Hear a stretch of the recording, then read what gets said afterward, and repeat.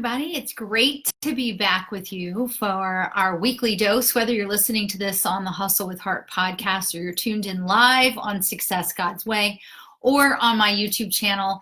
It is Sunday evening and we gather again for our weekly dose of Success God's Way. I have a tough topic for you guys tonight. It's going to be a good one. It's going to be one that some of you can totally relate to and others are going to maybe take a little bit of offense to it. But I would ask you to be patient as we talk through this topic tonight of misdiagnosis. So sometimes in our entrepreneur walk, things don't go the way we want them to go. Maybe it's the time things didn't move as fast as we wanted them to. The people who said they were going to do business with us decide not to do business with us. The people who have been doing business with us decide to make a different decision.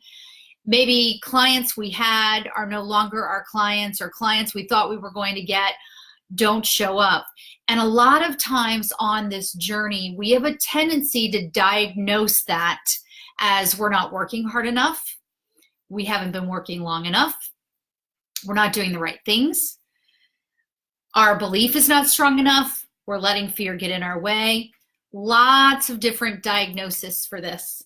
And the truth is that as God-centered entrepreneurs, what happens in our business, the results, the outcomes, whether we make progress or stand still because we're waiting for God to move, is up to God. And I think it really comes down to this idea of God is God and we are not. And there is certainly an element of control that we have in business.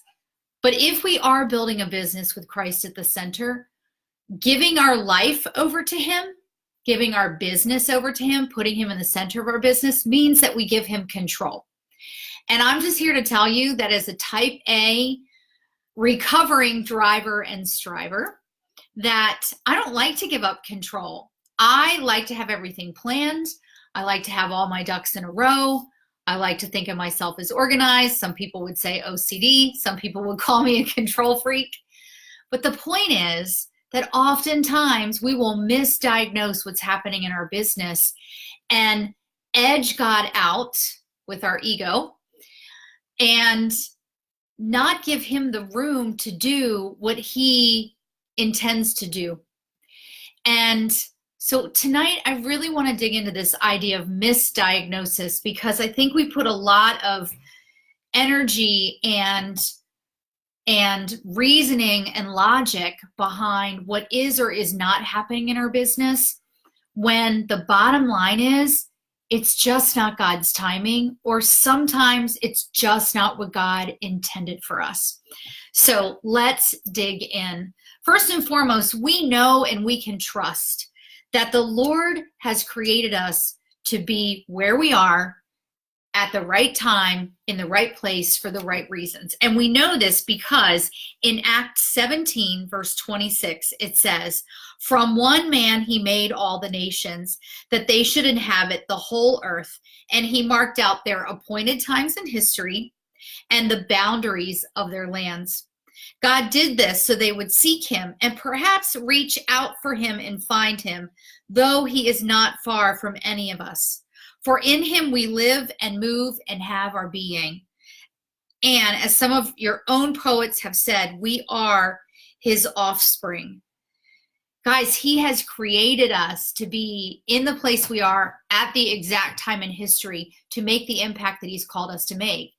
But sometimes as entrepreneurs, perhaps before we put God at the center of our businesses, which is where I was for the first 5 years of my entrepreneurial journey, when it was all about me, or perhaps it's during the time that we've made God the center, but we don't keep Him the center because things aren't moving at the pace that we want and things aren't turning out the way we want them to be. So we just think, it's all right, God, I got this. I know exactly what to do. I have a system for what to do. I don't need you to worry about this, Lord. I'm going to go do this my way. And it is in those moments that I'm here to tell you that God gives us the free will and gives us the choice to do that. However, the speed at which we can move and the impact which we can make is greatly slowed when we get in God's way. A lot of times in business, it's easy to say, well, she's in her own way, or she's overthinking it. That's a misdiagnosis sometimes. One of the things that's very popular to say is there's a crack in your belief. And I want to challenge you, instead of worrying and spending a lot of energy on where is the crack in your belief, to think about, is it actually that you're believing more in the Lord who created you, who goes out ahead of you, who has marked off this path before you, who has created you as his masterpiece, as it says in Ephesians 2:10, for good works predestined for you? Is it perhaps that there's not a crack in your belief, but that God is in charge and he's wanting you to let him lead you? As we've talked in the past, it doesn't mean that we don't take action, but we're in prayer and we're worshiping him and we're seeking him and we're listening to him and we're obeying him to say, whom shall I serve today, Lord? Versus, I'm going to go out and call 100 people. Again, not everybody's going to agree with this, but my point is that if our strength is, if his strength is made perfect in our weakness, if we can put him in the center and give him the full control, and if our strength and our belief is that he has created us as his masterpiece, as his workmanship, and that he already has predestined where we're going, then there no longer is a crack in our belief. It's just that we've shifted to believe in that force, that Lord who has created us. Sometimes we overdiagnose and misdiagnose what's happening in our business by saying something like, well, they just don't want it bad enough and they're not willing to do the work. I want to encourage you to step back before you make that comment about anyone in your business or in your organization and think about, is it that they're not willing to do the work, or is it that their priorities are not the same as our priorities? Are their priorities the Lord and what the Lord is calling them to do versus the priorities that you think they should have to get to a certain level that you think they should be? Because it's all God's timing. It's his results. It's his plan. You know, in Ecclesiastes, it tells us that there's a plan and a time for everything, and that God is the one who creates the time. So if that's the case, are we misdiagnosing someone's willingness without really tuning into what is their priority, and particularly if they're a follower of Christ? Because if they are, as a God-centered entrepreneur, their priority is where the Lord is calling them to go. So I want to take you to a few additional places in Scripture tonight as we talk about this misdiagnosis.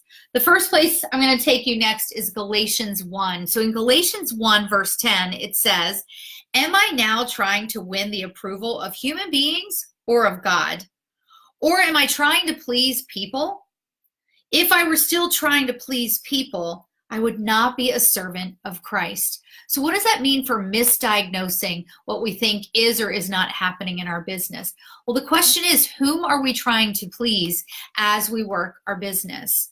Are we trying to please our leadership? Are we trying to please the people around us? Are we trying to prove something when God's love for us has been proven in the sacrifice of his son, Jesus?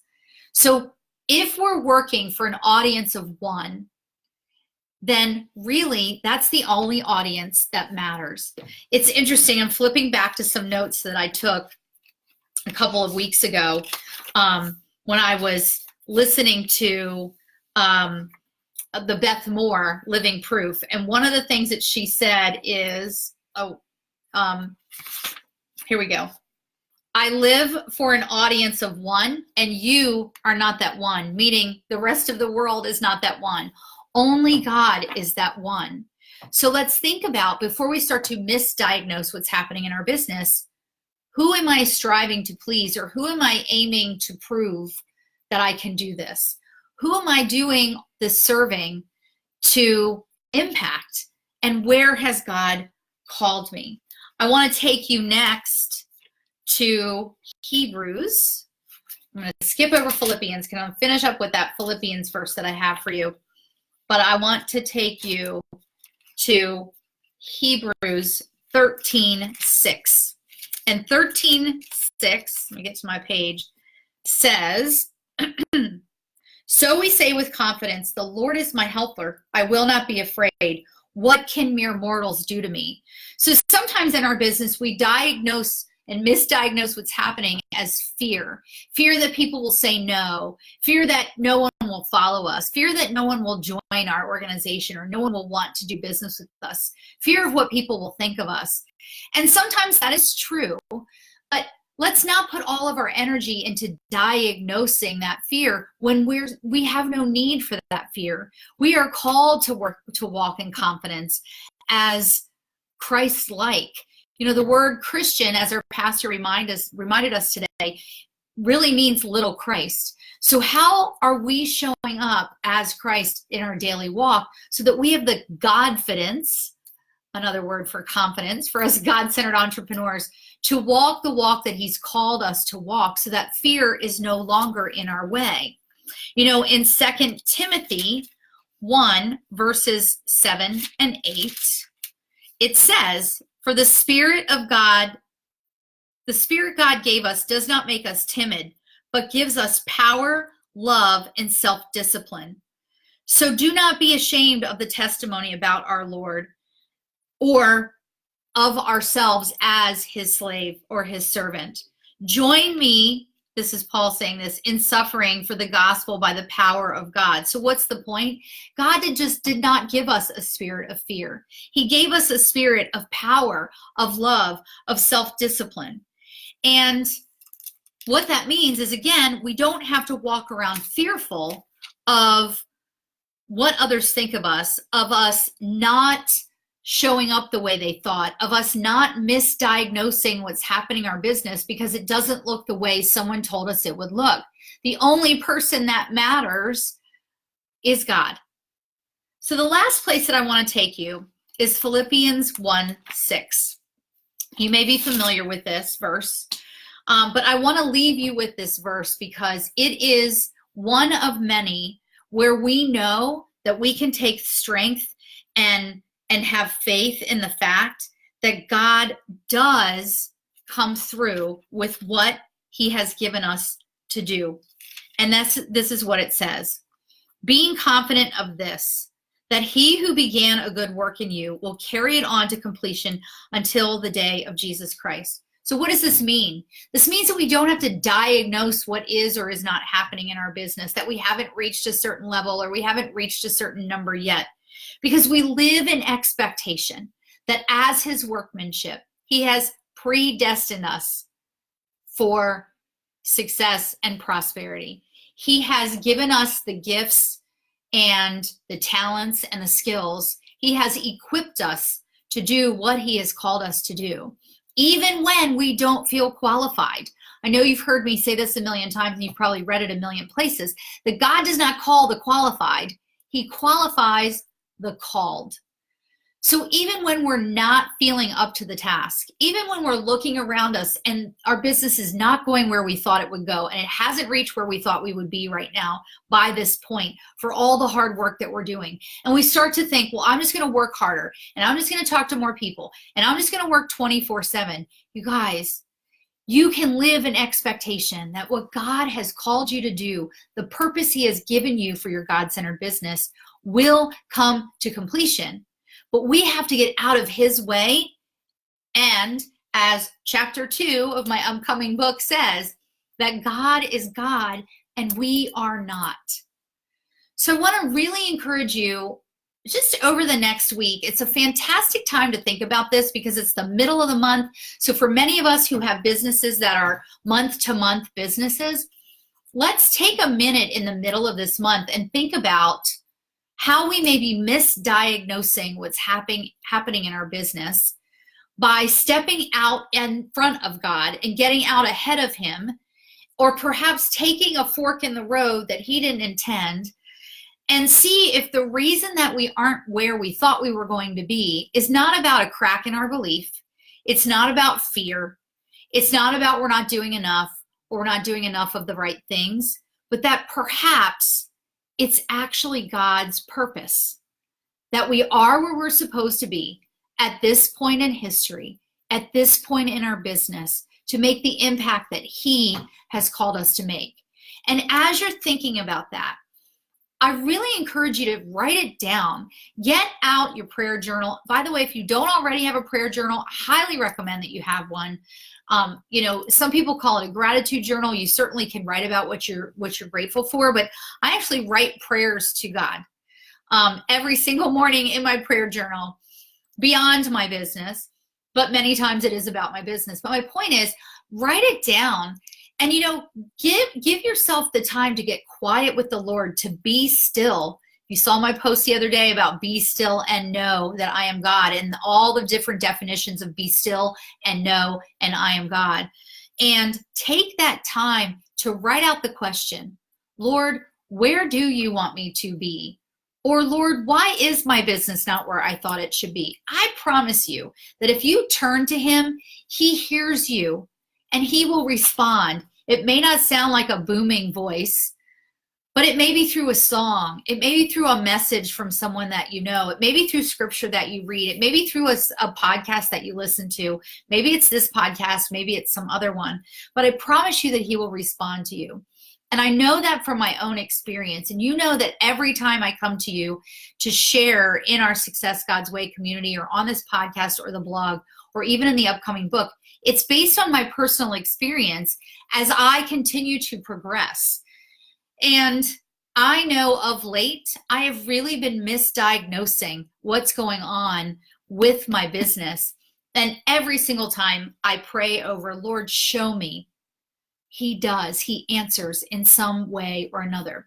So think about how you may be misdiagnosing your business. I'd love, love, love for you to get down here in the Success God's Way community, or even in the comments on the podcast episode, and tell us how you've been misdiagnosing your business.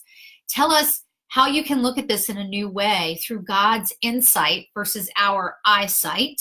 Insight is my word for 2019. And how these scriptures remind you that you are perfectly placed, that you can live in expectation and with confidence that what He has called you to do, He will complete. And how maybe you've been misdiagnosing what's happening in your business and not really giving God the total control that He truly, truly deserves as our Creator. So thank you guys so much. It is always such a joy to bring you this message. And please leave us a review for the podcast. If you're listening to that, please get on over to the website, erinharrigan.com, and subscribe so you don't miss an episode. And I will see you on Monday morning for our daily dose. See ya.